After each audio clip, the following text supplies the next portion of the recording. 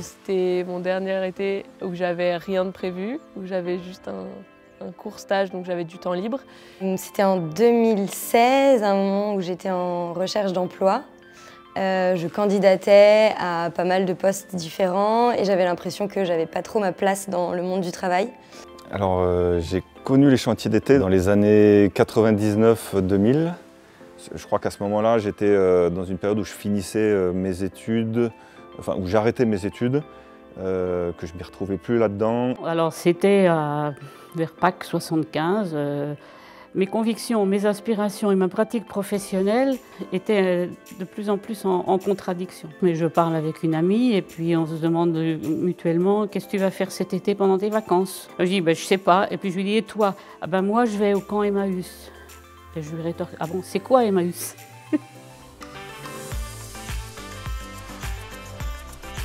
J'arrive à la communauté, il me dit « Tu veux un café ?» Donc j'arrive dans le Brick, dans le magasin.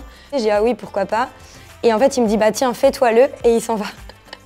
Et donc à ce moment-là, il y a un petit peu déjà un effet wow. Ouais, je sais pas, étoile dans les yeux.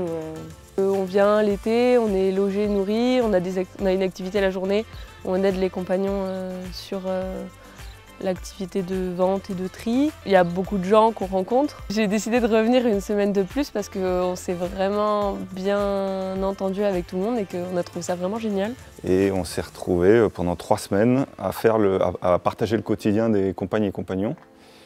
Et c'était passionnant.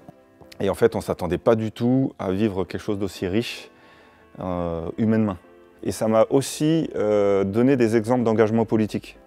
Faire une action quotidienne qui a un sens politique. Ouais.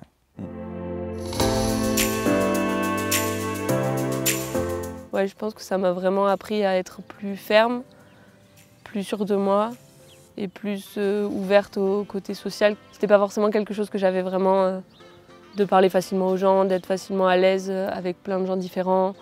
Et là, ma vie professionnelle mais aussi personnelle, elle a basculé. Toute la contradiction que je sentais de plus en plus fort, et ben là j'ai trouvé une porte de sortie. J'ai souvenir qu'à l'époque, ça m'a permis de me donner de l'espoir dans quelque chose qui pouvait changer.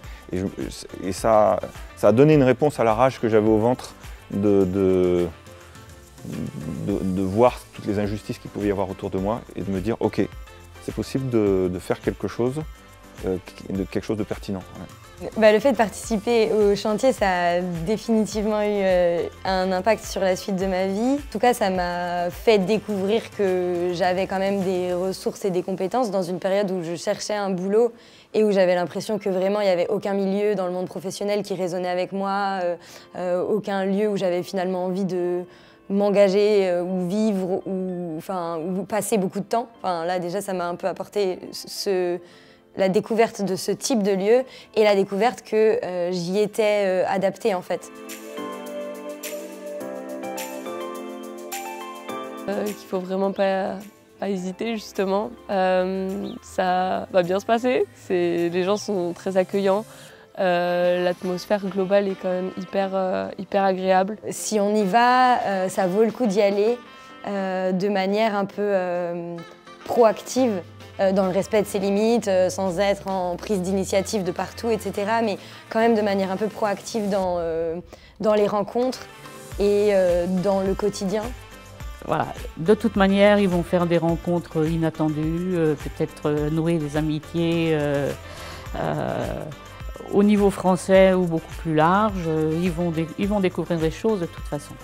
Certains y ont trouvé leur vocation professionnelle.